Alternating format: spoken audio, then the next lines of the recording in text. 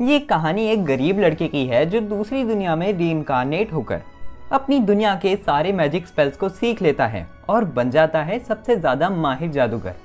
तो कहानी की शुरुआत में हम लियाम हैमिल्टन नाम के एक लड़के को देखते हैं जो कि अपनी नींद से उठता है। उठते ही उसकी नज़र एक मेड के ऊपर पड़ती है और उसे अपने आसपास दिखता है कि इस समय वो एक पार्टी के अंदर है। जैसे ही लियाम शीशे की तरफ जाता है वो अपना शरीर देखकर बहुत ही ज्यादा हैरान हो जाता है क्योंकि इस समय वो एक 12 साल के बच्चे के शरीर के अंदर है। इसी समय यहाँ पर चार्ल्स हैमिल्टन नाम का एक शख्स आता है जो कि लियाम को डांटने लग जाता है। ये सारी चीजें देखकर लियाम को बहुत ज्यादा अजीब लगने लग जाता है। अगले दिन उठने के बाद वो बताता है कि इस समय वो लियाम हैमिल्टन नाम के एक बच्चे के शरीर के अंदर आ चुका है। अपनी पिछली जिंदगी में वो एक कॉर्पोरेट मजदूर था, लेकिन अब वो एक बहुत ही ज्यादा अमीर परिवार में लियाम हैमिल्टन नाम के इस बच्चे के शरीर के अंदर आ चुका है, जो कि इस परिवार का 5वां बेटा है। अब थोड़े समय बाद लियाम की मेड उसे उसके कपड़े पहनाती है और यहीं पर हमें यह भी जानने को मिलता है कि हैमिल्टन परिवार के पास बहुत सारी जमीन भी है और एक बहुत अच्छा मेंशन है। इसके बाद लियाम और घर का चौथा बेटा जिसका नाम ब्रूनो हैमिल्टन है, वो दोनों अपनी ट्यूटरिंग क्लासेस को अटेंड करते हैं, जहां पर उनका होम ट्यूटर उन्हें अभी मैजिक के बारे में पढ़ाने लगता ही है कि उसी समय लियाम बहुत ही ज्यादा एक्साइटेड हो जाता है और वो कहता है कि क्या इस वर्ल्ड में मैजिक एग्जिस्ट करता है। तभी ब्रूनो कहता है कि कर तो सकते हैं, लेकिन तुम इतने हैरान क्यों हो रहे हो? 1000 लोगों में से सिर्फ एक आदमी ही नॉर्मल मैजिक का इस्तेमाल कर सकता है। लेकिन ये चीज जानने के बावजूद भी लियाम अपना मैजिक चेक करने के लिए लाइब्रेरी के अंदर चले जाता है, जहां पर वो एक किताब के अंदर एक मंत्र को देखता है और एक बार में ही उस स्पेल को कर लेता है। जिसके बाद वो अपने फादर चार्ल्स हैमिल्टन से परमिशन लेता है कि वो किताबों को लाइब्रेरी से बाहर ले जा सके। जिसके बाद लियाम 24 घंटे मैजिक बुक्स को पढ़ने लग जाता है और काफी ज्यादा अलग अलग तरह के मैजिक्स को करने भी लग जाता है। जिसके बाद वो ब्रूनो को मैजिक करके दिखाता है और ब्रूनो भी हैरान हो जाता है। जिसके बाद वो भी मैजिक करने का ट्राई तो करता है, लेकिन वो मैजिक नहीं कर पाता। यहीं पर ब्रूनो उसे बताता है कि अगर वो मैजिक कर सकता है तो फिर वो इस घर से बाहर निकलकर कमा भी सकता है, और वो सिर्फ कमा ही नहीं सकता, बहुत ज्यादा अमीर भी हो सकता है। जिसके बाद अगले दिन जब लियाम लाइब्रेरी से एक मैजिक बुक लेकर जा रहा था, तभी उसके फादर लियाम के पास आ जाते हैं और वो उससे मैजिक शो करने के लिए कहते हैं। जिसके बाद लियाम अपने फादर को एक मैजिक करके दिखाता तो है, लेकिन उस मैजिक से उसके फादर इंप्रेस नहीं होते। जिसके बाद लियाम एक फायर मैजिक करके दिखाता है, जो कि एक हाई लेवल मैजिक है। इस चीज को देखकर उसके फादर बहुत ही ज्यादा खुश हो जाते हैं और वो लियाम से कहते हैं कि वो जितनी चाहे उतनी बुक्स पढ़ सकता है। और थोड़ी देर बाद जब लियाम अपने मैजिक की प्रैक्टिस करने बाहर निकला था, तभी उसे अपने सामने नीचे एक सफेद कोट में बैठा हुआ आदमी दिखता है और इसका नाम रेमोंड है। रेमोंड लियाम से पूछता है कि क्या वो मैजिक करने जा रहा है। जिसके बाद लियाम कहता है कि हाँ, मुझे मैजिक प्रैक्टिस करनी है, और वो रेमोंड को इग्नोर करके यहाँ से जाने ही लगता कि तभी रेमोंड कहता है, क्या तुम मैजिक को और ज्यादा अच्छे तरीके से करना सीखना चाहते हो? तभी लियाम कहता है कि तुम कहना क्या चाहते हो? जिसके बाद रेमोंड खड़ा हो जाता है और वो अपने हाथ के अंदर 5 अलग अलग तरीके के मैजिक करके दिखाता है लियाम को एक ही समय पर, और वो लियाम से कहता है कि अगर वो उससे मैजिक सीखेगा तो फिर वो भी ये कर सकता है। जिसके बाद लियाम रेमोंड की बात मान लेता है और वो मैजिक सीखने के लिए तैयार हो जाता है। जिसके बाद रेमोंड लियाम से 2 अलग अलग तरह के मैजिक करने के लिए कहता है पहले। जिसके बाद लियाम रेमोंड को 2 अलग तरह के मैजिक इकट्ठे करके दिखाता है। इस चीज को देखकर रेमोंड काफी ज्यादा हैरान हो जाता है और अब वो लियाम से 3 अलग तरह के मैजिक करने के लिए दिखाता है। जिसके बाद लियाम 3 अलग तरह के मैजिक इकट्ठे करने की कोशिश तो करता है और वो काफी हद तक वो कर भी लेता है, लेकिन उन मैजिक को वो शूट नहीं कर पाता। यहीं पर रेमोंड लियाम को शो करता है कि वो 13 तरह के अलग अलग मैजिक इकट्ठे शूट कर सकता है। यहीं पर वो लियाम को एक रिंग देता है और बताता है कि इस रिंग के अंदर बहुत सारे मैजिक स्पेल्स हैं, और वो लियाम को ये रिंग पहनने के लिए कहता है। जिसके बाद जैसे ही लियाम इस रिंग को पहनता है, उसके शरीर के अंदर बहुत सारे मैजिक स्पेल्स आ जाते हैं और वो एक अलग तरह का मैजिक भी कर पाता है। लेकिन जैसे ही लियाम अपने पीछे देखता है, उसे रेमोंड नहीं दिखता, और यहीं पर वो देखता है कि उसके पास में उसकी घर की मेड आ रही है जिसने एक मैजिक बुक पकड़ी हुई है। वो लियाम को ये मैजिक बुक देती है और बताती है कि उसके फादर ने ये मैजिक बुक उसे पढ़ने के लिए दी है। जैसे ही वो मेड वहां से चले जाती है, तभी हम देखते हैं कि रेमोंड भी वहां पर आ जाता है और वो लियाम से ये बुक को खोलने के लिए कहता है। जैसे ही लियाम इस बुक को खोलता है, वो इस बुक के अंदर लिखे हुए मैजिक करने के लिए कहता है। जिसके बाद लियाम इस बुक का मैजिक करता है और वो एक फायर स्पिरिट को समन कर लेता है, जो कि बिल्कुल चारमेंडर जैसा दिख रहा है। ये स्पिरिट जैसे ही समन होती है, वो लियाम की रिंग के अंदर चली जाती है और रेमोंड बताता है कि अगली बार उसे जब अपनी स्पिरिट समन करनी होगी, तब उसे कोई फालतू के स्पेल को याद करने की जरूरत नहीं होगी, उसे बस इन स्पिरिट्स को अपनी रिंग से समन करना होगा। जिसके बाद लियाम अपनी बाकी की स्पिरिट्स को भी अपने रिंग के अंदर एब्जॉर्ब कर लेता है। लेकिन अगले ही पल जैसे लियाम अपने आगे देखता है, उसे रेमंड वहां पर दिखता ही नहीं और रेमंड इस समय एक मैसेज छोड़कर गया है। लियाम हैमिल्टन, मुझे आशा है कि हम दोनों दोबारा कभी मिलेंगे और मैं चाहता हूं कि हम जब दोबारा मिले तो फिर तुम बहुत ताकतवर बन चुके हो। ये मैसेज देखकर लियाम समझ जाता है कि रेमंड उसे इतनी जल्दी तो अब दोबारा नहीं मिलने वाला। कुछ समय के बाद हम देखते हैं कि लियाम कुछ पेड़ों को काटता है और अपने स्पिरिट्स का यूज करते हुए उन पेड़ों से चारकोल बना लेता है। यहीं पर ब्रूनो लियाम के पास आता है और वो उसे उसका चारकोल देखकर बताता है कि ये काफी अच्छी क्वालिटी का है और वो इस चारकोल को बेचकर बहुत सारे पैसे कमा सकता है। यहीं पर ब्रूनो देखता है कि लियाम ने कुछ मैजिक क्रिस्टल भी बनाए हैं और वो उन्हें देखकर कहता है कि ये तो बहुत अच्छी क्वालिटी के हैं। इन मैजिक क्रिस्टल को तो वो बहुत ज्यादा अच्छे दाम में बेच सकता है, जिसे सुनकर लियाम को काफी अच्छा लगता है और अगले दिन वो इन सारे के सारे मैजिक क्रिस्टल और कोल को बेच देता है, जिसके बाद उसे काफी सारे पैसे मिल जाते हैं और लियाम अब लालची होते हुए कहता है कि वो अब बहुत सारे पैसे कमाएगा। जिसके बाद अगले दिन हम देखते हैं कि लियाम ने एक आइटम बॉक्स बना लिया है जो कि बिल्कुल डोरेमोन की पॉकेट की तरह काम करता है। इसमें जितना मर्जी उतना सामान डाल सकते हैं। वो आइटम बॉक्स के अंदर बहुत सारा अलग अलग तरह का सामान डाल देता है जिसे उसने बेचना है। यहीं पर वो एक मैजिक करता है और अपने क्लोन को समन कर लेता है और वो अपने क्लोन को अपना सारा सामान बेचने के लिए रवाना कर देता है, क्योंकि वो अपने घर वालों को ये शो नहीं करना चाहता कि उसने बिजनेस करना शुरू कर दिया है। जब शाम होती है और लियाम का क्लोन वापस आता है, हम देखते हैं कि लियाम के पास बहुत सारे पैसे आ चुके हैं और लियाम बहुत ही ज्यादा खुश हो जाता है क्योंकि उसके मन में तो सिर्फ एक ही चीज चल रही है, पैसा ही पैसा होगा। इसके बाद हम लियाम को अपने ही क्लोन के साथ मैजिक ट्रेनिंग करते हुए देखते हैं। इसी समय लियाम को अपने घर का सबसे बड़ा बेटा दिखता है, जिसे देखते ही वो अपने क्लोन को डिसअपीयर कर देता है। जिसके बाद घर का सबसे बड़ा बेटा अल्ब्रेविट हैमिल्टन लियाम के पास आता है और वो उससे पूछता है कि वो बड़े होकर क्या बनना चाहता है। ये सुनते ही लियाम अपने मन में सोचता है, पक्की बात है कि अल्ब्रेविट घर का मुखिया बनना चाहता है और ये देखकर कि मैं मैजिक का इस्तेमाल कर सकता हूँ, उसे अब शक पड़ चुका है कि मैं बनना चाहता हूँ घर का मुखिया। जिसके बाद लियाम कहता है कि वो एडवेंचरर बनना चाहता है। ये चीज सुनते ही अल्ब्रेविट हंसता है और वो लियाम से कहता है कि वो उसकी मुलाकात एक अच्छे एडवेंचरर गिल्ड से करवाएगा। जिसके बाद लियाम पहुंच जाता है एक एडवेंचरर गिल्ड के पास। जैसे ही वो गिल्ड के अंदर जाता है, सारे के सारे लोग लियाम को देखने लग जाते हैं और उसका मजाक उड़ाने लग जाते हैं कि एक बच्चा यहाँ पर क्या करने आया है। जिसके बाद गिल्ड मास्टर लियाम से कहता है कि उसे लियाम के बारे में अल्ब्रेविट से पहले ही पता चल गया था और वो लियाम से उसका सबसे तगड़ा स्पेल उसके ऊपर करने के लिए कहता है। जिसके बाद लियाम अपना सबसे तगड़ा मैजिक तो नहीं करता, लेकिन वो एक नॉर्मल सा मैजिक करता है जिसे देखकर सारी गिल्ड के लोग बहुत ज्यादा हैरान हो जाते हैं। जिसके बाद गिल्ड मास्टर लियाम को बताते हैं कि उसके एडवेंचरर रैंक बी रैंक है और उसे कुछ ही समय में अपना खुद का लाइसेंस भी मिल जाएगा। जिसके बाद जैसे ही लियाम गिल्ड से बाहर आता है, उसके पास आसुना नाम की एक लड़की आती है जो लियाम से कहती है कि वो उसके साथ एक पार्टी बनाना चाहती है। अपने सामने एक सुंदर लड़की को देखकर लियाम ज्यादा सोचता नहीं और एक पार्टी फॉर्म कर लेता है। जिसके बाद आसुना और लियाम हंटिंग करने के लिए जंगल में जाते हैं, जहाँ पर उन्हें एक जंगली वुल्फ दिखता है। वुल्फ देखते ही आसुना लड़ने के लिए तैयार हो जाती है, लेकिन तभी वो ऐसे बहुत सारे वुल्फ के साथ घिर जाते हैं जिनके साथ लड़ना उनके लिए काफी ज्यादा मुश्किल होने वाला था। इसी वजह से लियाम एक मैजिक का इस्तेमाल करते हुए कुछ पोकेमॉन समन करता है।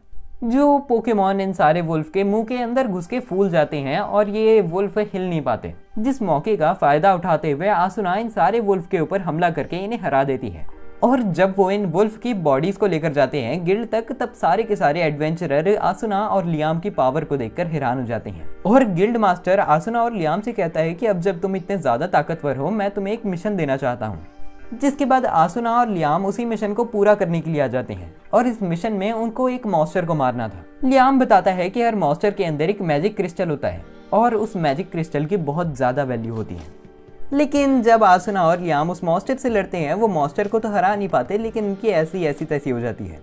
लेकिन उसी समय लियाम को एक आइडिया आता है और वो दोबारा से उस मॉन्स्टर से लड़ने जाते हैं, जहाँ पर आसुना उस मॉन्स्टर को डिस्ट्रैक्ट करने लग जाती है और लियाम अपने आइटम बॉक्स को समन करता है। अपने आइटम बॉक्स का इस्तेमाल करते हुए वो एक पत्थर को निकालता है जो कि वो उस मॉन्स्टर के ऊपर फेंक देता है, जिससे वो मॉन्स्टर खत्म हो जाता है। और जब वो गिल्ड के पास वो मॉन्स्टर लेकर जाते हैं, वो वैसे 2 मॉन्स्टर लेकर जाते हैं, क्योंकि उधर ऐसे 2 मॉन्स्टर थे जो उन्होंने दोनों के दोनों ही खत्म कर दिए हैं। ये देखकर गिल्ड मास्टर बहुत ही ज्यादा हैरान हो जाता है और आसुना और लियाम बहुत ज्यादा खुश होने लग जाते हैं। अगले दिन हम देखते हैं कि शहर के अंदर कोई और नोबल मैन आता है, जिसके इंतजार में वहां पर अल्ब्रेविट और चार्ल्स खड़े थे। लेकिन जैसे ही वो नोबल अपनी गाड़ी से बाहर निकलता है और एक मेंशन के अंदर जाता है, वो लियाम से बातचीत करने लग जाता है और वो लियाम से पूछता है कि उसके पास जो रिंग है वो उसे किसने दी है। जिसके बाद लियाम बताता है कि उसे ये रिंग अपने मास्टर से मिली है, जिन्होंने उसे मैजिक करना सिखाया है। यहीं पर ये नोबल, जिसका नाम स्टैनली है, बताता है कि उस आदमी का नाम रेमॉन्ड है और वो बहुत ही ज़्यादा हंसने लग जाता है कि रेमॉन्ड ने लियाम को मैजिक सिखाया है। और वो लियाम से कहता है कि वो उसके बॉडीगार्ड के ऊपर जितना खतरनाक हमला कर सकता है उतना खतरनाक हमला करे। जिसके बाद स्टैनली का गार्ड एक बैरियर बना लेता है और लियाम उसके ऊपर एक मैजिक अटैक करता है। ये हमला इतना ज़्यादा खतरनाक था कि उस गार्ड का बैरियर टूट जाता है और लियाम किसी रीज़न की वजह से ऐसा स्वैग वाला एक्सप्रेशन बनाने लग जाता है कि तेरा भाई तो बहुत ही ज़्यादा रॉक स्टार है।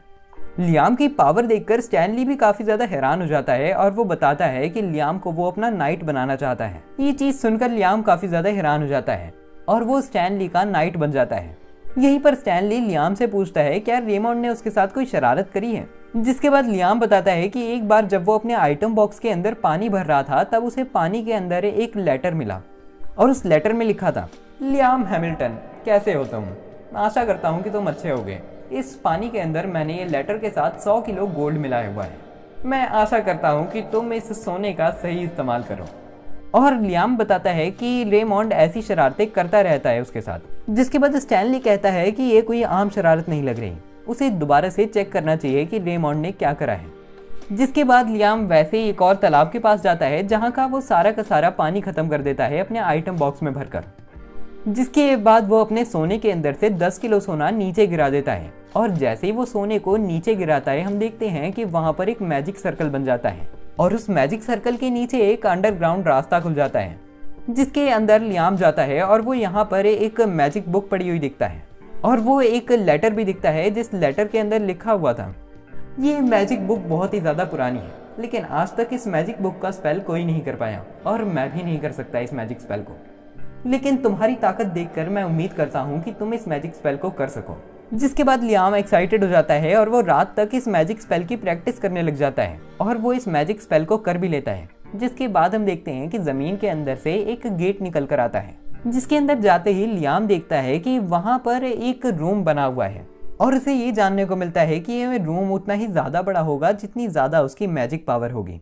इस रूम के अंदर उसकी परमिशन के बिना कोई भी नहीं आ सकता और अगर उसने मैजिक स्पेल मास्टर करे बिना इसके अंदर कुछ सामान डालकर छोड़ दिया तो फिर वो सामान अपने आप ही गायब हो जाएगा।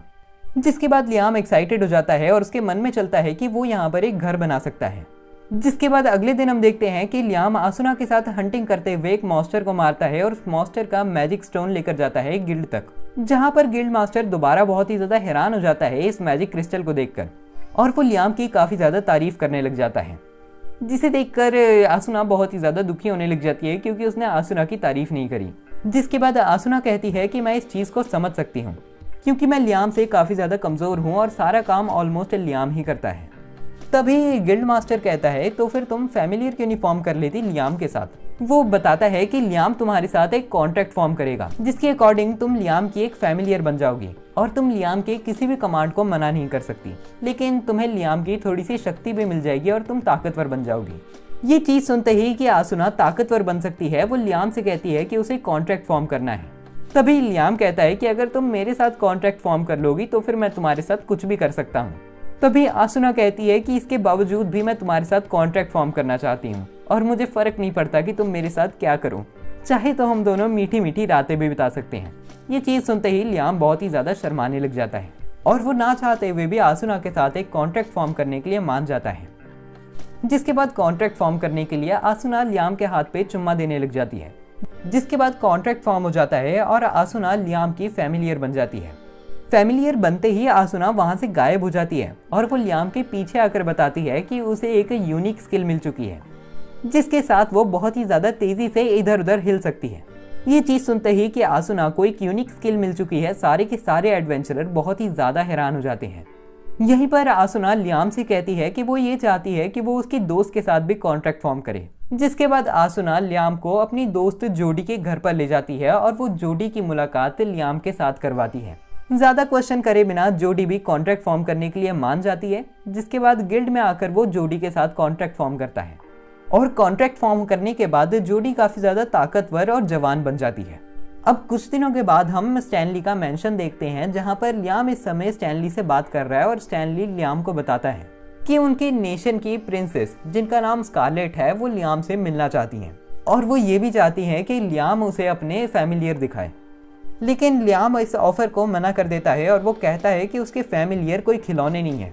जिसके बाद लियाम यहाँ से चले जाता है और उसके जाते ही हम देखते हैं कि यहाँ पर मेड की यूनिफॉर्म में प्रिंसेस स्कारलेट थी जो कहती है कि लियाम तो सच में काफ़ी ज़्यादा इंटरेस्टिंग आदमी है, लेकिन क्या वो मेरे सामने भी इतना ही इंटरेस्टिंग रह पाएगा। लेकिन इसके बावजूद भी अगले दिन लियाम को प्रिंसेस स्कारलेट के पास जाना ही पड़ता है।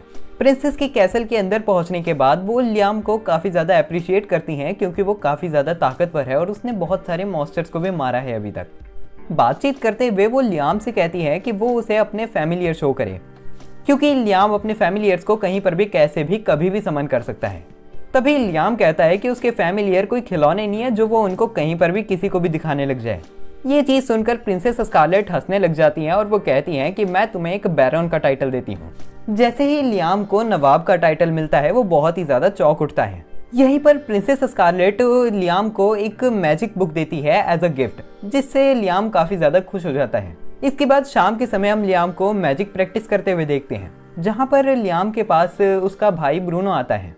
ब्रूनो लियाम से कहने लग जाता है कि तुम तो कमाल के इंसान हो यार, तुम्हें सुनकर अजीब लगेगा लेकिन तुम्हारी पोजीशन अब तुम्हारे पापा से भी ज़्यादा हो चुकी है क्योंकि तुमने अपने परिवार में सच में कुछ करा है और अगर तुम ऐसे ही करते रहोगे तो फिर तुम बहुत ज़्यादा हाई स्टेटस के बन जाओगे।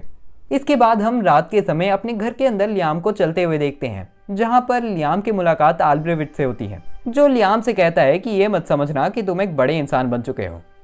और हमें जानने को मिलता है कि जैसे ही आल्ब्रेविट को ये पता चला कि लियाम एक नवाब बन चुका है उसकी फटके चार हो चुकी है। इसके बाद अगले दिन हम शाम के समय एडवेंचरर गिल्ड का सीन देखते हैं जहाँ पर सारे लोग इस समय गिल्ड मास्टर से लड़ रहे हैं। ये सारी चीज़ें सुनकर लियाम और उसके दोनों गुलाम वहाँ पर आ जाते हैं जो कि आसुना और जोडी है। वो सब पूछते हैं कि यहाँ पर चल क्या रहा है। तभी गिल्ड के लोग बताते हैं कि आल्ब्रेविट ने एक 150 साल पुरानी सील जो कि उसके ग्रैंडफादर ने एक ड्रैगन को सील करने के लिए लगाई थी उसे खोल दिया है और वो 1000 सोल्जर्स को भी ले गया उस ड्रैगन को मारने के लिए। लेकिन ड्रैगन तो वो क्या ही मारता, सारे के सारे सोल्जर्स घायल हो चुके हैं। ये चीज़ सुनते ही लियाम चिंता में आ जाता है और वो बाहर चले जाता है आल्ब्रेविट की ऐसी तैसी करने।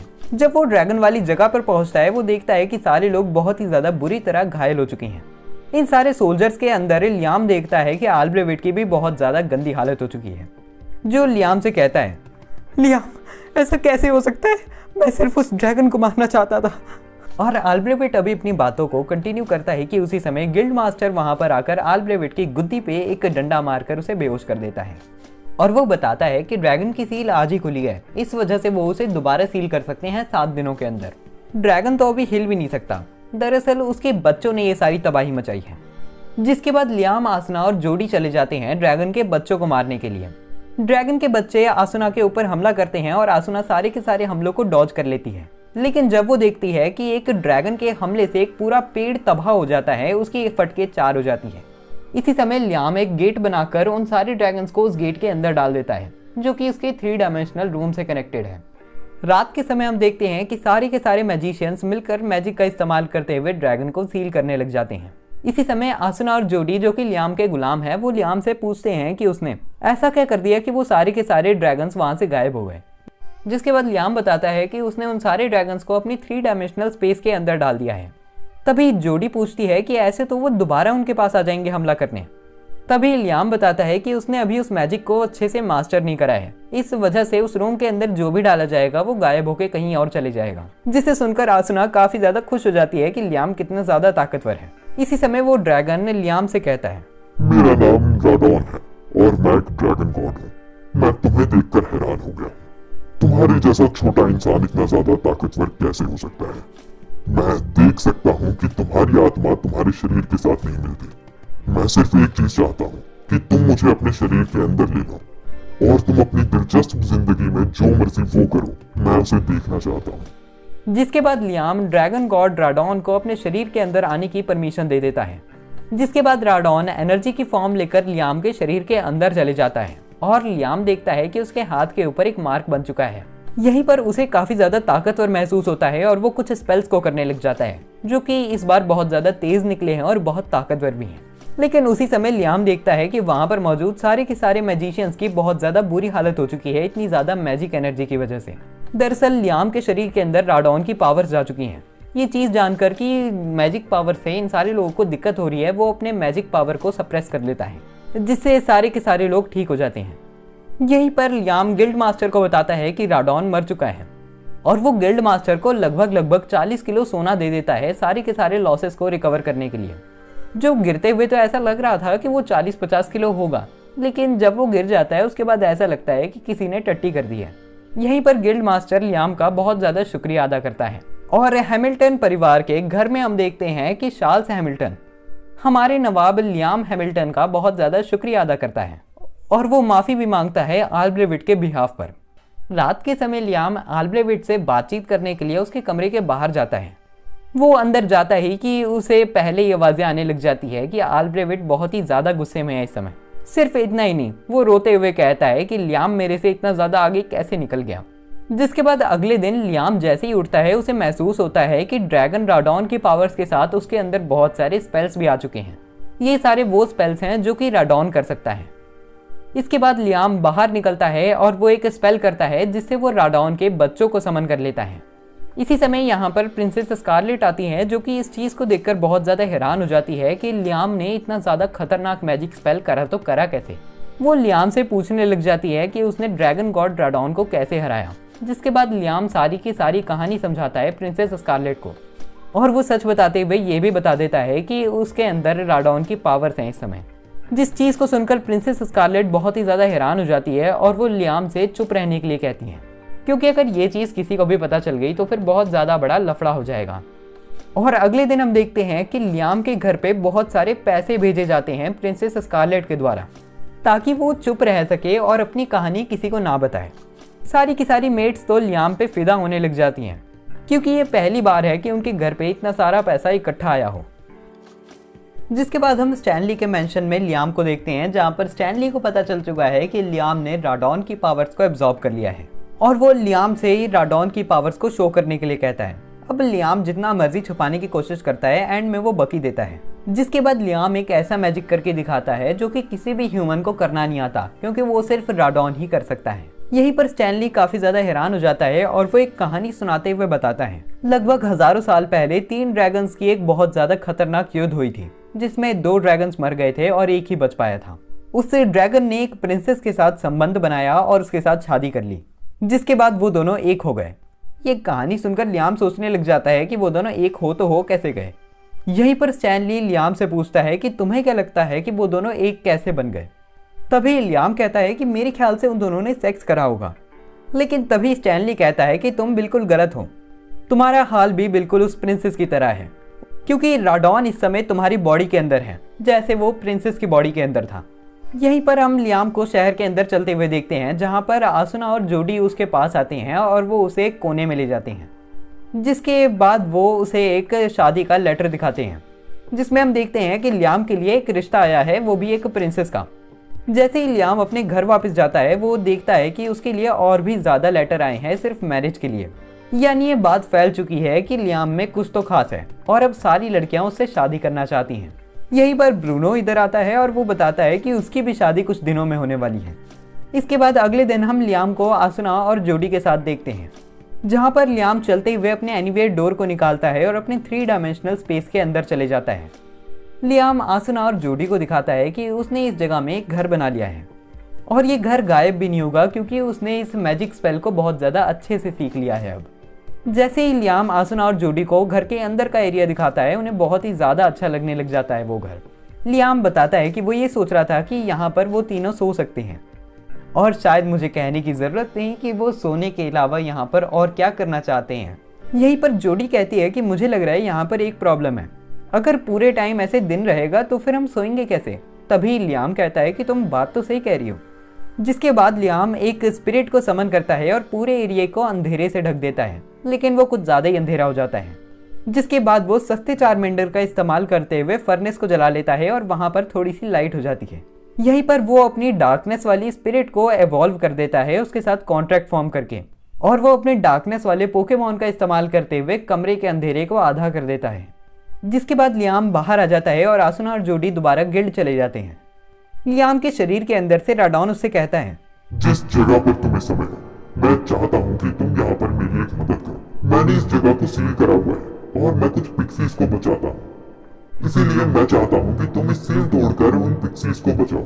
जिसके बाद लियाम मैजिक का इस्तेमाल करते हुए सील को तोड़ देता है और वो देखता है कि यहाँ पर एक बहुत बड़ा जंगल है जिसके अंदर बहुत सारी पिक्सीज रहती हैं। पिक्सीज जैसे ही लियाम को देखती हैं वो बहुत ही ज़्यादा डर जाती हैं और इधर उधर भागने लग जाती हैं। तभी लियाम उन सब पिक्सीज से कहता है कि तुम्हें गलतफहमी हो गई है, मुझे राडॉन ने ही भेजा है तुम्हारी रक्षा करने के लिए। और वो राडॉन का एक बच्चा उन पिक्सीज को दिखाता है, जिसके बाद पिक्सीज लियाम के ऊपर भरोसा कर लेती हैं। यहीं पर लियाम बताता है कि वो उन सारी पिक्सीज के साथ एक कॉन्ट्रैक्ट फॉर्म करके उन्हें अपना फैमिलियर बनाने वाला है ताकि उन सभी पिक्सीज की पावर बढ़ सके। जिसके बाद लियाम पहली पिक्सी के साथ कॉन्ट्रैक्ट फॉर्म करता है और उसे एक एल्फ बना देता है और वो इस एल्फ का नाम रखता है रेना। यहीं पर वो बची हुई पिक्सीज को भी एल्फ में कन्वर्ट कर देता है और देखते हुए मुझे ऐसा लग रहा है कि मैं सस्ता पोकेमॉन देख रहा हूँ। यहीं पर लियाम रेना को इन सारी की सारी पिक्सीज का लीडर बना देता है। इसी समय राडॉन उसके अंदर से बोलता है, तुम्हें पता है यहाँ पर एक बहुत ही ज्यादा अच्छा फल है, इस फल को खाकर तुम्हें पता चलेगा कि वो इतना अच्छा क्यों है। जिसके बाद लियाम इधर उधर टहलकर उस फल को ढूंढने लग जाता है और उसे पेड़ के ऊपर एक अलग सा फल मिल भी जाता है। जिस फल को वो जैसे ही खाता है उसके अंदर मैजिक एनर्जी बहुत ही ज्यादा बढ़ जाती है और वो देखता है कि वो पहले से भी ज्यादा अच्छे तरीके से मैजिक कर पा रहा है।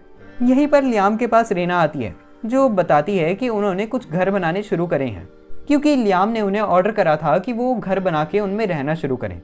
लेकिन तभी वो देखता है कि रेना और बाकी सारी एल्फ को घर बनाना बिल्कुल भी नहीं आता और लियाम इस चीज़ को समझ भी जाता है और उसे पता चल जाता है कि उसे एक इंजीनियर की ज़रूरत है घर बनाने के लिए। इसी समय यहाँ पर कुछ गुंडे आ जाते हैं जो कि एक लड़की जिसका नाम मीना है उसे पकड़ लेते हैं। तुम्हें बेचकर मैं बहुत पैसे कमा सकता हूँ, लेकिन अभी तो मुझे अपनी प्यास बुझानी है। इसी समय यहाँ पर लियाम आ जाता है जो कि कुछ मैजिक का इस्तेमाल करते हुए इन सारे गुंडों को ढेर कर देता है। जिसके बाद ये लड़की रोने लग जाती है और बताती है कि उसे बहुत ज़्यादा डर लग रहा था। यहीं पर लियाम अपना गेट निकालकर अपने 3 डायमेंशनल स्पेस के अंदर देखने लग जाता है क्या उसमें सारी की सारी एल्फ फिट हो सकती हैं और वो देखता है कि उसकी मैजिक एनर्जी बढ़ने की वजह से ये जगह बहुत ज़्यादा बड़ी हो चुकी है। जिसके बाद वो सारी की सारी एल्फ को 3 डायमेंशनल स्पेस के अंदर डाल देता है और उन्हें टेलीपोर्ट करके कहीं और ले आता है ताकि और गुंडे आकर उनके ऊपर हमला ना करें। बाहर आते ही सारी की सारी एल्फ कहती हैं कि वो लियाम को अपना लीडर बनाना चाहती हैं, जिस चीज़ के लिए ना चाहते हुए भी लियाम मान जाता है और वो उनका लीडर बन जाता है।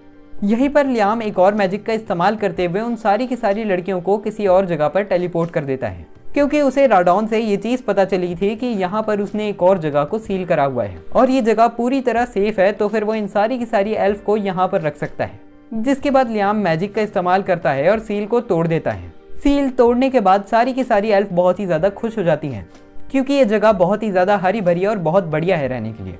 नीचे उतरने के बाद लियाम सोचने लग जाता है कि यहाँ पर पानी की सप्लाई कैसे लाए वो। जिसके बाद वो वाटर स्पिरिट को समन करके उसे इवॉल्व कर देता है और उससे पानी की सप्लाई को ढूंढने के लिए कहता है। जिसके बाद वो वाटर स्पिरिट मैजिक का इस्तेमाल करते हुए पानी की सप्लाई को ढूंढ देती है। यहीं पर लियाम कुछ राडॉन के बच्चों को समन करता है और उन्हें कुछ मैजिक क्रिस्टल भी देता है। लियाम सारी एल्फ्स को बताता है कि वो अभी कहीं और जाने लगा है और जब तक वो गया है तब तक राडॉन के बच्चे उनकी रक्षा करेंगे। जिसके बाद हम देखते हैं कि लियाम वहां से टेलीपोर्ट होकर प्रिंसेस स्कारलेट के पास पहुंच जाता है, जहां पर वो प्रिंसेस स्कारलेट से कहता है कि उसे कोई इंजीनियर की जरूरत है जो कि घर बना सके। जिसके बाद प्रिंसेस स्कारलेट लियाम की मुलाकात करवाती है यहाँ के बहुत ही ज्यादा अच्छे इंजीनियर से जिसका नाम गोलाक है और वो कहता है कि वो बहुत ज्यादा बिजी है तो फिर वो एक बच्चे के साथ टाइम स्पेंड नहीं कर सकता। तभी लियाम गोलाक के ऊपर एक मैजिक करता है और उसका डुप्लीकेट समन कर लेता है। जिसके बाद वो प्रिंसेस स्कारलेट, गोलाक और अपने आप को वहां से टेलीपोर्ट करके उस जगह पर पहुंच जाता है जहां पर एल्व्स हैं। ये जगह देखकर प्रिंसेस स्कारलेट काफी ज्यादा हैरान हो जाती हैं क्योंकि उन्हें ऐसा लग रहा था कि यहाँ पर सिर्फ पहाड़ ही पहाड़ हैं। जिसके बाद वो बहुत ज्यादा शर्माने लग जाती है और कहती है कि मुझे यकीन नहीं हो रहा कि मेरा सपना सच हो रहा है। और वो बताती है कि इस जगह का असली नाम पैराडाइज है। वो बताती है कि जो प्रिंसेस राडॉन के साथ मिली थी वो उनकी पहली पूर्वज थी और उन्होंने ही जामिल कंट्री को बनाया था। यहीं पर प्रिंसेस स्कारलेट एक रिंग निकालती है और बताती है कि ये रिंग उनकी फैमिली के अंदर बहुत ही ज़्यादा समय से चल रही है। उसे ये तो नहीं पता कि ये रिंग करती क्या है, लेकिन उसे इतना ज़रूर पता है कि ये रिंग बहुत ज़्यादा काम की है। उस रिंग के निकलते ही हम देखते हैं कि लियाम का ड्रैगन मार्क ग्लो करने लग जाता है। और जैसे ही लियाम उस रिंग को छूता है, हम देखते हैं कि ज़मीन हवा में उड़ने लग जाती है और वो हवा में उड़ने के बाद नीचे आ जाती है दोबारा से। और प्रिंसेस स्कारलेट लियाम के सामने अपना सिर झुका लेती है और वो बताती है कि इस जगह का नाम पैराडाइज है और वो चाहती है कि लियाम इस जगह पर एक कंट्री बनाए जो कि सच में एक पैराडाइज या फिर स्वर्ग जैसी हो। जिसके बाद हम देखते हैं कि सारी एल्फ्स और गोलाक मिलकर एक विलेज बनाने लग जाते हैं। जब ये सारे लोग विलेज बना रहे हैं तब हम देखते हैं कि लियाम इस समय मॉन्स्टर्स को मार रहा है और लियाम की पावर को देखकर स्कारलेट तो इस समय उसके प्यार में अंधी हो रखी है। इसी समय लियाम को राडॉन की आवाज आती है जो कि कहता है, मैं तुम्हें एक जगह दिखाना चाहता हूँ जो शायद इस लड़की को बहुत पसंद है। जिसके बाद लियाम और स्कारलेट उस जगह पर जाते हैं जो कि जंगल में छुपा हुआ एक अंडरग्राउंड बेस है। वो उस अंडरग्राउंड बेस के अंदर जैसे ही जाते हैं उन्हें राडॉन जैसा ही एक ड्रैगन का स्टैचू दिखता है जो कि लियाम और स्कारलेट को देखते ही बहुत ज़्यादा गुस्से में आ जाता है और लड़ने की पोजीशन में आ जाता है। लेकिन वो लियाम और स्कारलेट के ऊपर हमला करता है कि उससे पहले राडॉन बताता है, अगर तुम इस स्टैचू पे सिर पे बने हुए एक अक्षर को मिटा दोगे तो फिर ये तुम्हारी सारी बातें मानेगा। जिसके बाद लियाम टेलीपोर्टेशन मैजिक का इस्तेमाल करता है और इस स्टैचू के ऊपर आके होली लांस से हमला करके इस स्टैचू का एक अक्षर मिटा देता है। जिसके बाद हम देखते हैं कि ये ड्रैगन स्कारलेट की सारी बातें मानने लग जाता है क्योंकि स्कारलेट के खून में ड्रैगन का ब्लड है। अब थोड़े समय के बाद जब स्कारलेट अपने मैंशन दोबारा जा चुकी है तब हम देखते हैं कि लियाम बाहर निकलता है और बाहर निकलते ही उसे अपने गांव से धुआं निकलता हुआ दिखता है बहुत ज़्यादा। और जैसे ही लियाम वहां पर पहुंचता है, ड्रीना वहां पर आकर लियाम को बताती है कि कुछ वुल्फमैन ने उनके ऊपर हमला कर दिया है। यहीं पर इधर वुल्फमैन की गैंग का लीडर आता है जो कि लियाम के ऊपर हमला करने लग जाता है। लेकिन लियाम सारे के सारे हमलों को डॉज करके वुल्फमैन के लीडर के ऊपर एक हमला करके उसे बहुत ज़्यादा घायल कर देता है और वो बताता है कि उसे तो राडॉन ने यहाँ पर रहने के लिए भेजा है तो फिर वो उन्हें तंग क्यों कर रहे हैं। और यहीं पर लियाम होली मैजिक का इस्तेमाल करते हुए राडॉन के बच्चों को समन कर लेता है जिन्हें देखते ही वुल्फमैन की लीडर की फटके चार हो जाती है। यहीं पर वो सारे वुल्फमैन देखते हैं कि सारी की सारी एल्फ्स जिनकी राडॉन रक्षा कर रहा था वो भी यहाँ पर रह रही हैं। और जैसे ही लियाम प्रपोज करता है उनको यहाँ पर रहने के लिए तो फिर वुल्फमैन का लीडर इस चीज़ के लिए मान लेता है। जिसके बाद जैसे ही लियाम उसके साथ कॉन्ट्रैक्ट फॉर्म करता है हम देखते हैं कि वुल्फमैन का लीडर वुल्फ वुमेन बन जाता है, यानी वो एक लड़की थी जो कि अभी तक लड़का लग रही थी। जिसे देखकर लियाम भी काफ़ी ज़्यादा हैरान हो जाता है और इस भेड़िया मनुष्य का नाम क्रिस है। जिसके बाद लियाम सारे के सारे वुल्फमैन के साथ कॉन्ट्रैक्ट फॉर्म कर लेता है और उन्हें अपना फैमिलियर बना के उनसे मजदूरी करवाने लग जाता है और सारे लोग गुलामों की तरह काफी ज्यादा जोरों शोरों से काम पे लगे हुए हैं। इसी समय लियाम को जंगल के बीच में से कुछ आवाजें आती हैं और वो देखता है कि जंगल के बीच में कुछ सोल्जर्स आ चुके हैं किस्ता दौर से, जो कि एक कंट्री है। लियाम उन सभी सोल्जर से अभी वापस जाने के लिए कहता है और वो कहता है कि अगर वो वापस नहीं जाएंगे तो फिर उसका अंजाम बहुत ही बुरा होने वाला है। लेकिन ये सोल्जर्स लियाम की बात नहीं मानते और वो कहते हैं कि तेरे जैसा बच्चा हमारा क्या ही बिगाड़ लेगा। तभी लियाम सारे के सारे किस्ता दौर के सोल्जर्स के ऊपर हमला करके उनको ढेर कर देता है। जिसके बाद लियाम कहता है कि अगर वो यहाँ पर अपनी पूरी कंट्री भी लेकर आ जाएंगे हमला करने के लिए तो फिर भी वो हारने ही वाले हैं। अब जैसे ही लियाम टेलीपोर्टेशन मैजिक का इस्तेमाल करते हुए विलेज वापस आता है, रीना उसे बताती है कि कुछ पिक्सीज यहाँ पर और आ गई हैं जो कि चाहती हैं कि वो भी यहाँ पर रहें। लियाम भी उन सारी पिक्सीज को यहाँ पर रहने के लिए परमिशन तो दे देता है, लेकिन वो सोच में पड़ जाता है कि वो उनके नाम क्या रखेगा। जिसके बाद लियाम उन सारी पिक्सीज के साथ कॉन्ट्रैक्ट फॉर्म करके उन्हें एल्फ बनाते हुए उनके अजीब अजीब नाम रखने लग जाता है, जैसे केला, सेब, पपीता। अब गांव बनने का प्रोसेस भी उसके मजदूरों से बहुत ज़्यादा आराम से चल रहा है। राडॉन का स्टैचू भी काफ़ी ज़्यादा आराम से चिल मार रहा है। लेकिन लियाम इस समय बहुत ज़्यादा टेंशन में है क्योंकि उसे पता चल गया है कि किस्ता दौर के सोल्जर्स यहाँ पर आए थे। स्कारलेट बताती है कि उसकी कंट्री बिल्कुल किस्ता दौर और जामिल कंट्री के पास में है, जिस वजह से किस्ता दौर और जामिल के लोग उसके ऊपर हमला करके ये जमीन हथियाने की कोशिश करेंगे। इसी वजह से उन्हें ये शो करना पड़ेगा कि अगर उन्होंने इस कंट्री के साथ पंगा लेने की कोशिश करी तो फिर उनकी ऐसी तैसी हो जाएगी।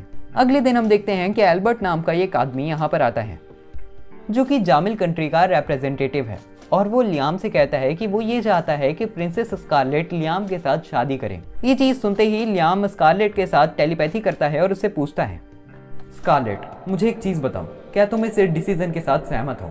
जिसके बाद प्रिंसेस स्कारलेट कहती है, मुझे इस चीज़ में कोई खराबी नहीं दिख रही, लेकिन मैं तुम्हें कहती हूँ कि तुम आधे साल तक का समय मांगो शादी के लिए। जिसके बाद लियाम इस प्रपोजल को एक्सेप्ट तो कर लेता है, लेकिन वो कहता है कि उसे 1 साल का समय चाहिए प्रिंसेस स्कारलेट से शादी करने के लिए। एल्बर्ट इस चीज़ को मान लेता है और वो अपने गार्ड्स के साथ यहाँ से चले जाता है। थोड़ी देर के बाद हम देखते हैं कि जब प्रिंसेस स्कारलेट अपने मेंशन जा चुकी थी तब लियाम उसके मेंशन आता है जहाँ पर स्कारलेट लियाम का वेलकम करती है और वो अब चाय पीने के लिए घर के अंदर जाने लगते हैं।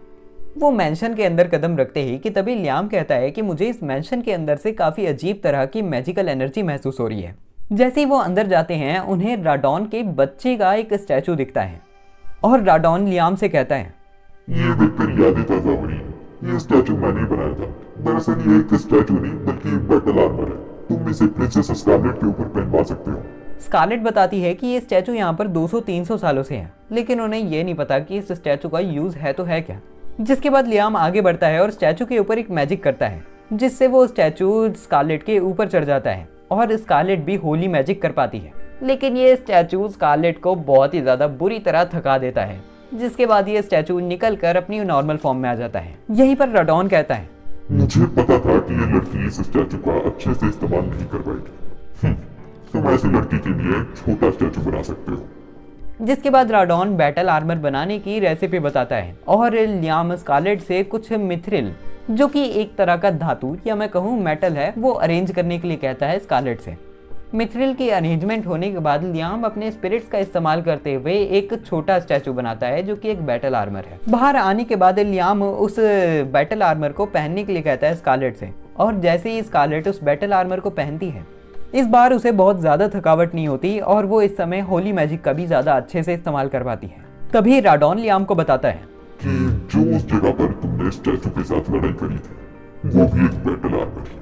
जिसके बाद लियाम और स्कारलेट उस स्टैचू के पास जाते हैं और लियाम उसके ऊपर थोड़ा सा खून गिराता है, जिससे एक कॉन्ट्रैक्ट फॉर्म हो जाता है और वो स्टैचू एक बैटल आर्मर बनने के बाद लियाम के शरीर के ऊपर चढ़ जाता है।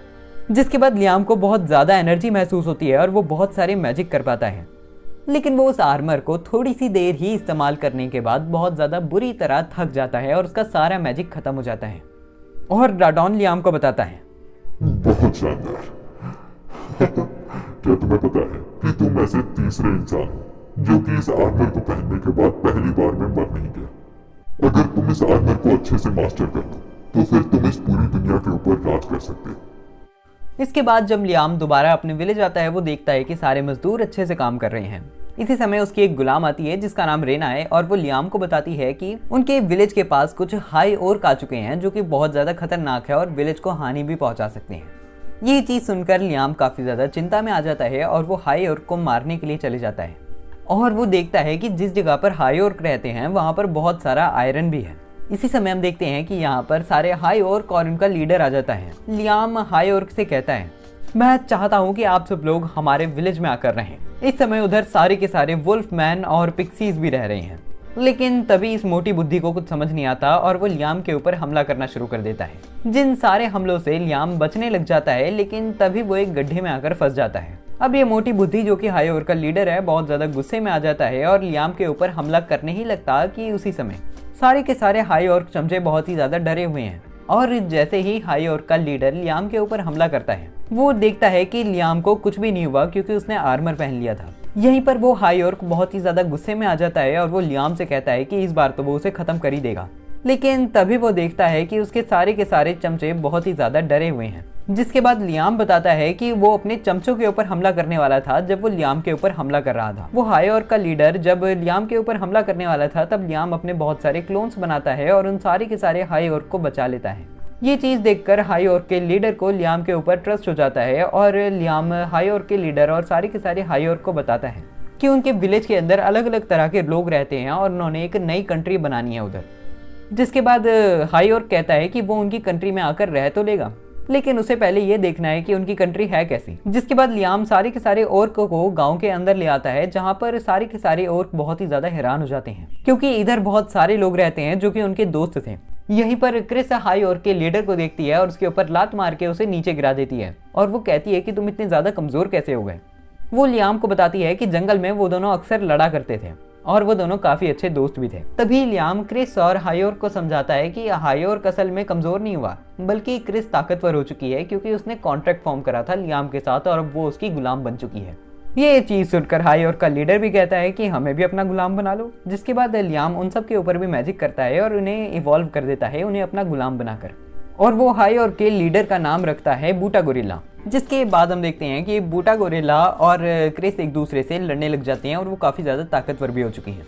यहीं पर लियाम बाकी सारे हाइओर के साथ भी कॉन्ट्रैक्ट फॉर्म करके उन्हें अपना गुलाम बनाने लग जाता है और उनके अलग अलग तरह के नाम रखता है।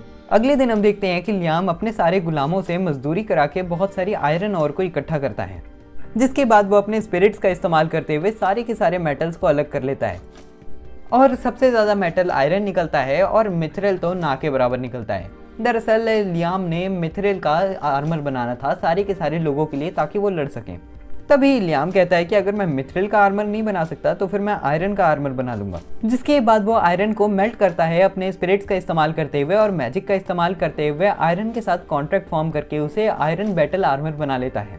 तभी लियाम को लगता है कि अब तो वो सबके लिए आर्मर बना सकता है, लेकिन जैसे ही शाम होती है लियाम की फटके 4 हो जाती है, क्योंकि वो हर एक आयरन के पीस के लिए अलग अलग तरह के नाम नहीं रख पा रहा, क्योंकि कॉन्ट्रैक्ट फॉर्म करते हुए हर किसी को अलग नाम देना पड़ता है। लेकिन जैसे तैसे करके अलग अलग तरह के नाम रख के वो 20-30 आर्मर बना लेता है, जिन आर्मर्स के साथ सारे के सारे लोग बहुत ज़्यादा ताकतवर हो जाते हैं।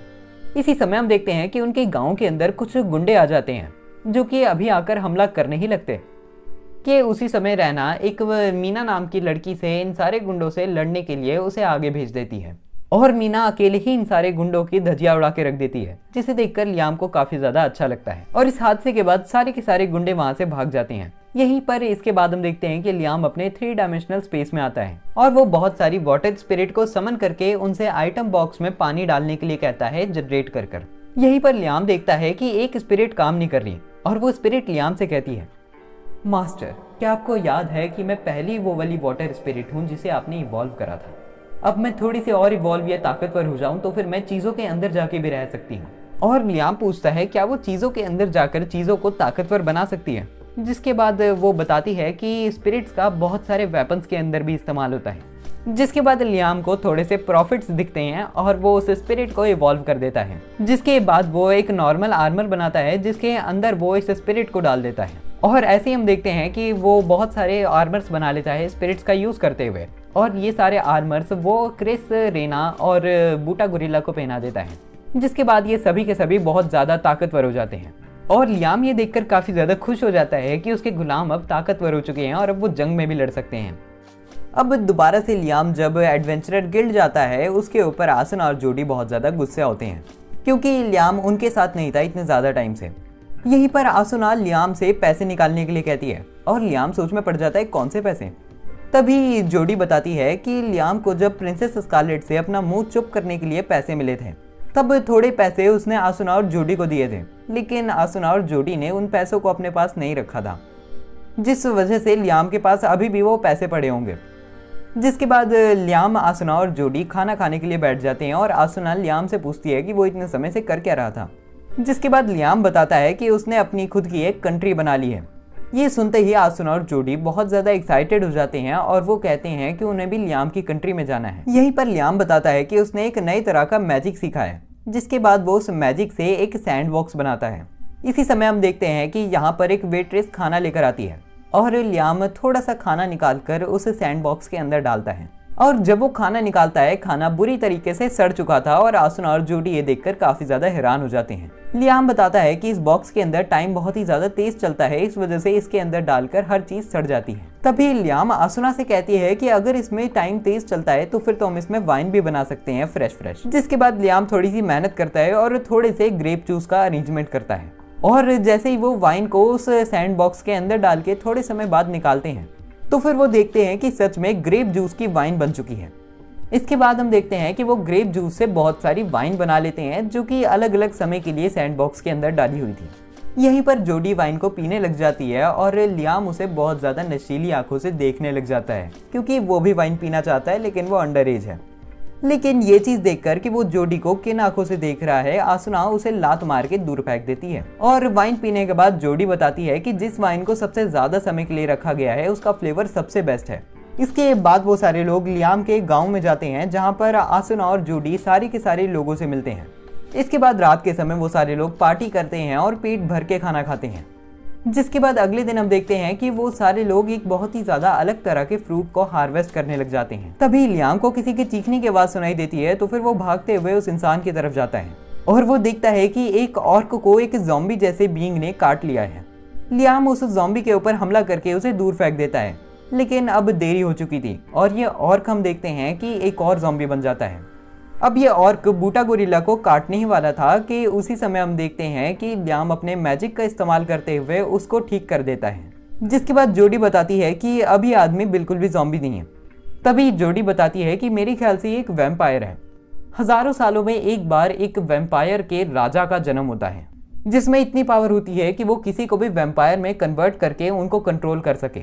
और मेरे ख्याल से अब वो वैम्पायर का राजा जाग चुका है। जिसके बाद लियाम ऑर्डर दे देता है कि आसपास जितने भी लोग रहते हैं उनको बता दिया जाए कि वैम्पायर्स आ चुके हैं और वो इवैक्यूएट कर लें।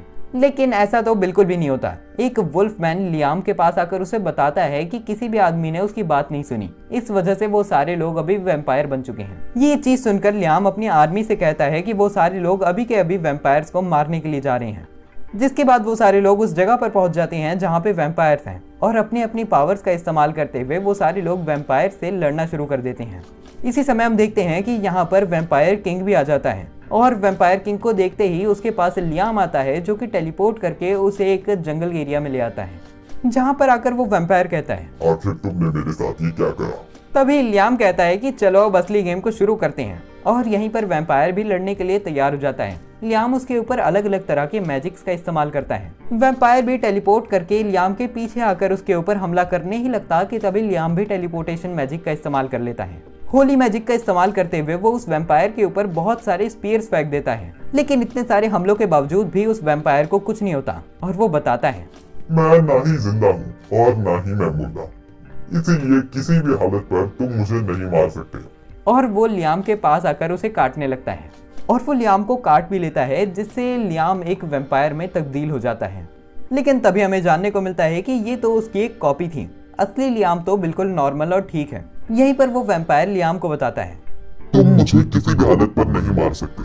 पहली बात, मैं जिंदा या मुर्दा नहीं हूँ, तो फिर मुझे दर्द भी महसूस नहीं होता। मैं अपने आसपास से एनर्जी लेता हूँ, तो फिर कुछ भी करके तुम मेरी एनर्जी नहीं खत्म कर सकते। ये चीज सुनने के बाद लियाम अपना थोड़ा सा दिमाग लगाता है और जैसे ही वो वैम्पायर लियाम के ऊपर हमला करता है, वो एक सैंड बॉक्स निकालता है, जिस सैंड बॉक्स के अंदर वो उस वैम्पायर को डाल देता है और वो वैम्पायर कहने लग जाता है, ये क्या है? मुझे इस डब्बे से बाहर निकाल बच्चे, मेरे साथ क्या कर रहा है तू? जिसके बाद लियाम बताता है कि एक सैंड बॉक्स के अंदर हवा, पानी, जल, एनर्जी कुछ भी नहीं होता और ना ही इसके अंदर कोई जिंदा चीज फिट होती है और ना ही मुर्दा, और इसके अंदर टाइम तेज चलता है। तो फिर ऐसे ही अगर चलता रहा तो फिर ये वैम्पायर अपने आप मर जाएगा। जैसे ही रात होती है, लियाम देखता है कि ये वैम्पायर ऑलमोस्ट खत्म हो चुका है और वो खुश होने लग जाता है कि उसने इतने ज्यादा खतरनाक दुश्मन को हरा लिया। इसके बाद हम उस एरिया को देखते हैं जहां पर लियाम की आर्मी है और वो सारे वैम्पायर्स भी है जो दोबारा इंसान बन चुके हैं, या शायद इंसान नहीं तो वो जीव बन चुके हैं जो वो पहले थे। यहीं पर इधर लियाम आता है और लियाम के आते ही आसुना और जोडी काफी ज्यादा खुश हो जाते हैं, लेकिन वो एक चीज लियाम को बताते हैं कि यहाँ पर मौजूद सारे के सारे लोग बहुत ही ज्यादा कमजोर हो चुके हैं उस वैम्पायर के मरते ही, क्योंकि इन सभी लोगों को वैम्पायर से एनर्जी मिल रही थी और अभी भी ये थोड़े थोड़े वैम्पायर हैं। आसुना एक आदमी का कीमती दांत उखाड़ देती है और बताती है कि इन लोगों के दांत भी बहुत ज्यादा कमजोर हो चुके हैं। यहीं पर वो सारे लोग दोबारा वैम्पायर बनना शुरू ही होते हैं कि उसी समय लियाम अपने मैजिक का इस्तेमाल करते हुए सबको नॉर्मल करना शुरू कर देता है। जितने लोगों के ऊपर मैजिक करा था वो तो ठीक हो जाते हैं, लेकिन जिनके ऊपर मैजिक नहीं हो पाया वो दोबारा वैम्पायर बनने लग जाते हैं। ये चीज सुनकर लियाम राडॉन वाला बैटल आर्मर पहन लेता है और उसे पहनने के बाद वो अपने मैजिक का इस्तेमाल करते हुए अपने आसपास के सारे एरिया में अपना मैजिक फैला देता है और सारे लोगों को हील कर देता है। जिस चीज को करते ही लियाम की ऐसी तैसी हो जाती है और वो बेहोश होकर नीचे गिर जाता है। जब वो अपनी आंखें खोलता है, उसे अपने सामने आसुना और जोडी दिखते हैं, जो बताते हैं कि सारे के सारे लोग नॉर्मल हो चुके हैं। यहीं पर इधर वो वाले वैम्पायर आते हैं जिन्हें वैम्पायर किंग कंट्रोल कर रहा था और वो उनका शुक्रिया अदा करते हैं वैम्पायर किंग से उनकी रक्षा करने के लिए। लेकिन वो बंदा कहता है कि उन्होंने जितनी ज्यादा प्रॉब्लम्स क्रिएट करी है उसके लिए वो पूरी तरह रिस्पॉन्सिबल है और वो अपनी जान देने के लिए भी तैयार है। लेकिन तभी लियाम कहता है कि वो तो बस ये चाहता है कि वो सारे लोग भी उसके गांव में आकर रहना शुरू करें, और वो उन वैम्पायर के ऊपर एक मैजिक कर देता है जिससे वो नोबल वैम्पायर बन जाते हैं और नोबल वैम्पायर दिन में भी जिंदा रह सकते हैं। यही दूसरी तरफ लियाम सैंड बॉक्स के पास आता है जहां पर वो देखता है कि वैम्पायर पूरी तरह खत्म हो चुका है अब, और वो अपने सैंड बॉक्स को वापस अपने अंदर ले लेता है। जिसके बाद अगले दिन लियाम अपनी स्लाइम्स को पूरा का पूरा विलेज दिखाता है और लियाम बताता है कि उसका विलेज इतना बड़ा हो चुका है कि अब वो शहर बनना शुरू हो गया है। इसके बाद रात के समय हम देखते हैं कि लियाम अपनी मैजिक ट्रेनिंग करके अपनी मैजिक कैपेसिटी को बहुत ज़्यादा बढ़ा लेता है। इसके बाद अगले दिन हम देखते हैं कि प्रिंसेस स्कारलेट लियाम से कहती है कि उन्हें अपनी पावर को शो करना पड़ेगा किस्तदोर और जामिल को। स्कारलेट बताती है कि अपना रुतबा और पावर शो करने के लिए एक चीज़ सबसे ज़्यादा इंपॉर्टेंट है, वो एक कंट्री की करेंसी होती है, यानी एक कंट्री कितने ज़्यादा बढ़िया क्वालिटी के कॉइन्स या फिर करेंसी को प्रोड्यूस करती है। स्कारलेट लियाम को वो वाला स्टैचू दिखाता है जो लियाम ने मिथ्रेल से बनाया था, और वो बताती है कि ये स्टैचू इतना ज़्यादा परफेक्टली बना हुआ है कि ऐसे स्टैचू को दोबारा बनाना इम्पॉसिबल है, लेकिन जो इस काम को कर सकता है वो सिर्फ लियाम कर सकता है, वो भी अपने मैजिक का इस्तेमाल करके। यहीं पर स्कारलेट जामिल के सिल्वर कॉइन्स दिखाती है और बताती है कि ये वर्ल्ड के बेस्ट कॉइन्स हैं। अगर लियाम इससे थोड़ी अच्छी क्वालिटी के कॉइन्स को प्रोड्यूस कर सके बहुत ज़्यादा क्वांटिटी में, तो फिर वो शो कर सकते हैं कि उनकी कंट्री बहुत पावरफुल है। जिसके बाद लियाम कहता है कि ये तो चुटकियों का खेल है, और वो अपनी स्पिरिट्स को समन करके बहुत सारे कॉइन्स बना लेता है सिल्वर के, जो कि जामिल के कॉइन्स से बहुत ज़्यादा अच्छे होते हैं। यहीं पर स्कारलेट लियाम से ये सिल्वर कॉइन्स भी बनाने के लिए कहती है, और जब लियाम सिल्वर कॉइन्स बनाता है तब तो स्कारलेट की फट जाती है, क्योंकि ये कॉइन्स में बहुत ज़्यादा कम कॉपर का इस्तेमाल हुआ है और बहुत ही ज़्यादा अच्छी क्वालिटी है। जिसके बाद आसुना और जोडी अगले दिन लियाम के इन कॉइन्स को इधर उधर फैलाना शुरू कर देते हैं, जिससे लोगों को पता चल जाता है कि लियाम की कंट्री कितनी ज़्यादा बढ़िया है। इसके बाद हम देखते हैं कि लियाम की कंट्री में ब्रूनो आता है, जो कि लियाम के साथ एक मीटिंग अरेंज करता है, और वो लियाम से परमिशन मांगता है उसकी कंट्री के साथ ट्रेड करने के लिए, जिसकी लियाम परमिशन दे देता है आराम से। जिसके बाद ब्रूनो यहाँ से चले जाता है ट्रेड की परमिशन लेकर। यहीं पर स्कारलेट बताती है कि दूसरे परिवार में शादी करने की वजह से ब्रूनो की रिस्पॉन्सिबिलिटीज बढ़ चुकी है और वो बहुत ज़्यादा मैच्योर भी हो चुका है। इसके बाद हम लियाम को देखते हैं, जो कि अपने 3 डायमेंशनल स्पेस के अंदर है। यहीं पर हम देखते हैं कि लियाम के अंदर से राडॉन निकल कर आती है, जो कि एक लड़के के फॉर्म में है, और अब हमें जानने को मिलता है कि राडॉन असल में एक लड़की है। मुझे पूरे टाइम ऐसा लग रहा था कि राडॉन एक बूढ़ा आदमी होगा, लेकिन ये तो एक जवान लड़की निकली। लियाम भी इस चीज़ को देखकर काफ़ी ज़्यादा हैरान था कि राडॉन एक लड़की है। जो भी है, राडॉन लियाम को बताती है कि वो अपने शरीर की मैजिक एनर्जी को सिर्फ स्पेल्स के अलावा भी इस्तेमाल कर सकता है, और वो मैजिक एनर्जी का इस्तेमाल करके किसी स्पेल के बिना इधर उधर कूद के दिखाती है। लेकिन जब लियाम ये करने की कोशिश करता है तो फिर वो कूद तो जाता है, लेकिन वो नीचे ढंग से लैंड नहीं कर पाता और उसके पैरों पर भी चोट लग जाती है। जिसके बाद राडॉन लियाम के शरीर पर काफ़ी सारे बबल्स बना देती है, और वो इन सारे बबल्स में equal amount of magical energy डालने के लिए कहती है, लेकिन लियाम ये ढंग से नहीं कर पाता, जिस वजह से उसके बैलून्स फटना शुरू हो जाते हैं, और राडॉन बार बार इन गुब्बारों को बनाने लग जाती है और लियाम प्रैक्टिस करने लग जाता है। थोड़े समय की प्रैक्टिस के बाद हम देखते हैं कि लियाम ने अपने मैजिक के ऊपर पूरी तरीके से कंट्रोल पा लिया है। जिसके बाद अगले दिन हम देखते हैं कि लियाम ने अपनी मैजिक पावर का इस्तेमाल करते हुए एक बहुत बड़ा बीच बना लिया है। ये बीच देखते ही आसुना और स्कारलेट बहुत ज़्यादा खुश हो जाते हैं और उनका यहाँ पर खेलने का मन करने लग जाता है। जिसके बाद सभी लोग स्विम सूट पहनकर यहाँ पर खेलने आ जाते हैं, और सारे लोगों का स्विम सूट देखकर लियाम बहुत ही ज़्यादा शर्माने लग जाता है। जिसके बाद वो सारे लोग काफ़ी ज़्यादा एंजॉय करते हैं। यहीं पर रात के समय जब लियाम इधर उधर टहल रहा था, उसे काफ़ी ज़्यादा अजीब सी मैजिकल एनर्जी महसूस होती है, और लियाम उसकी तरफ जाने लग जाता है। वो एक जगह पर जाकर ज़मीन को खोदने लग जाता है और उसे एक मैजिक क्रिस्टल मिलता है। ये क्रिस्टल देखकर लियाम को अच्छा तो लगता है, लेकिन उसे समझ नहीं आता कि ये मैजिक क्रिस्टल ज़मीन के अंदर क्या कर रहा है। जिसके बाद राडॉन समझाती है कि दरअसल ज़मीन के अंदर मैजिक क्रिस्टल्स बन जाते हैं जब कोई ज़मीन के ऊपर ज़्यादा मैजिक का इस्तेमाल करता है, और वो बताती है कि इनसे मोटा पैसा भी बनाया जा सकता है। जिसके बाद अगले दिन लियाम ब्रूनो को ट्रेडिंग के लिए बुलाता है। वो ब्रूनो को ज़मीन के अंदर दफन हुए मैजिक क्रिस्टल दिखाता है, और वो बताता है कि ऐसे मैजिक क्रिस्टल हर जगह पर हैं, और वो कहता है कि उसने ये ब्रूनो को बेचकर कुछ पैसे बनाने हैं। जिसके बाद ब्रूनो कहता है कि वो इन मैजिक क्रिस्टल्स को ज़रूर बेच सकता है। ब्रूनो बताता है कि मैजिक क्रिस्टल का टेक्निकली कोई इस्तेमाल नहीं है, लेकिन वो अच्छे दिखते हैं, इस वजह से उनकी वैल्यू डायमंड जैसी होती है। और वो मैजिक क्रिस्टल को देखकर बताता है कि ये मैजिक क्रिस्टल जवान है, इस वजह से इसका कम दाम मिलेगा थोड़ा सा। और वो बताता है कि एक मैजिक क्रिस्टल जितना ज़्यादा पुराना होता है उसकी उतनी ज़्यादा वैल्यू होती है। ये चीज़ जानने के बाद लियाम सैंड बॉक्स को समन करता है और वो उसके अंदर मैजिक क्रिस्टल डाल देता है। लगभग 3 हफ्तों के बाद वो देखते हैं कि मैजिक क्रिस्टल का साइज बहुत ज़्यादा छोटा हो चुका है और वो बहुत ही ज़्यादा रेयर बन चुका है। ब्रूनो इस मैजिक क्रिस्टल को एक डब्बे के अंदर डाल देता है और ये काफ़ी ज़्यादा अच्छा लगने लग जाता है। जिसके बाद अगले दिन रेना और 2 और एल्व्स किस्तादोर के राजा के पास जाती हैं और वो उन्हें ये क्रिस्टल देती हैं लियाम की तरफ से। जिस क्रिस्टल को देखते ही वहाँ पर मौजूद सारे के सारे लोग बहुत ही ज़्यादा हैरान हो जाते हैं। लियाम और ब्रूनो काफ़ी ज़्यादा अच्छी डील बना लेते हैं इन सारे मैजिक क्रिस्टल को बेचने के लिए। और इस समय हम देखते हैं कि लियाम का किंगडम बहुत ही ज़्यादा बड़ा हो चुका है और काफ़ी ज़्यादा मॉडर्न और डेवलप्ड भी हो चुका है। आसुना और जोडी के साथ भी लियाम की काफ़ी ज़्यादा अच्छी बनी हुई है और अल्ब्रेविट लियाम को लेकर काफ़ी ज़्यादा चिढ़ा हुआ है। यहाँ पर शहर में सारे लोग लियाम को बहुत ही ज़्यादा पसंद करते हैं और राडॉन टाइम टू टाइम लियाम को मैजिक ट्रेनिंग देती रहती है। हम एक आखिरी बार लियाम को राडॉन के साथ मैजिक ट्रेनिंग करते हुए देखते हैं, जिसके साथ ये एनीमे खत्म हो जाता है। और यार मेरी दोस्त का एक चैनल है एनीजियोट करके, जिस पे 10,000 के आसपास सब्सक्राइबर है।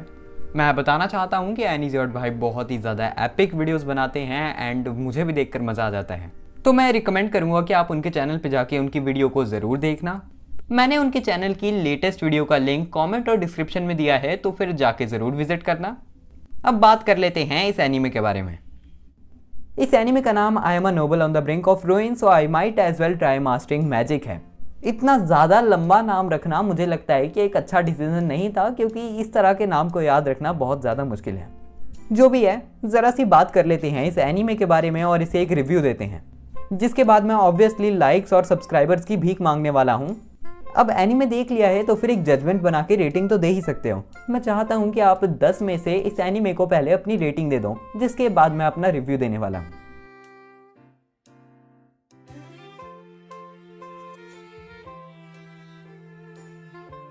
मुझे लगता है कि आपने अभी तक रेटिंग दे दी होगी, और अभी तक भी नहीं दी तो फिर वीडियो पॉज करके दे दो। ये एनीमे स्टोरी फॉलो करता है एक ऐसे बंदे की जिसका हमें नाम तक नहीं बताया गया। हमें सिर्फ इतना पता है कि वो बंदा दूसरी दुनिया में एक 12 साल के बच्चे के शरीर के अंदर आ चुका है, और उस 12 साल के बच्चे का क्या हुआ हमें वो भी नहीं पता, जो कि शो करता है कि ऑथर कितना ज़्यादा आलसी था राइटिंग को लेकर। द एमिनेंस एंड शैडो जैसे इसी कई एनिमेज में हम देखते हैं कि हमें ऑथर पूरी तरीके से बताता है कि वो बंदा पहले कैसा था और इसे कई के बाद कैसा हुआ। लेकिन ये एनीमे सबसे ज़्यादा इंटरेस्टिंग और सबसे ज़्यादा हुकअप वाले पॉइंट को ही मिस कर देता है। और ये एनीमे एक कंप्लीट कॉपी है the 8th son are you kidding me की।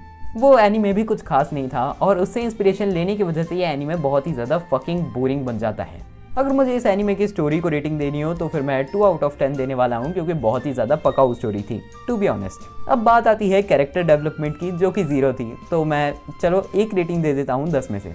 एनिमेशन को मैं 5 आउट ऑफ 10 देने वाला हूँ, क्योंकि animation was very fine and good. Sound tracks एकदम पकाऊ थे।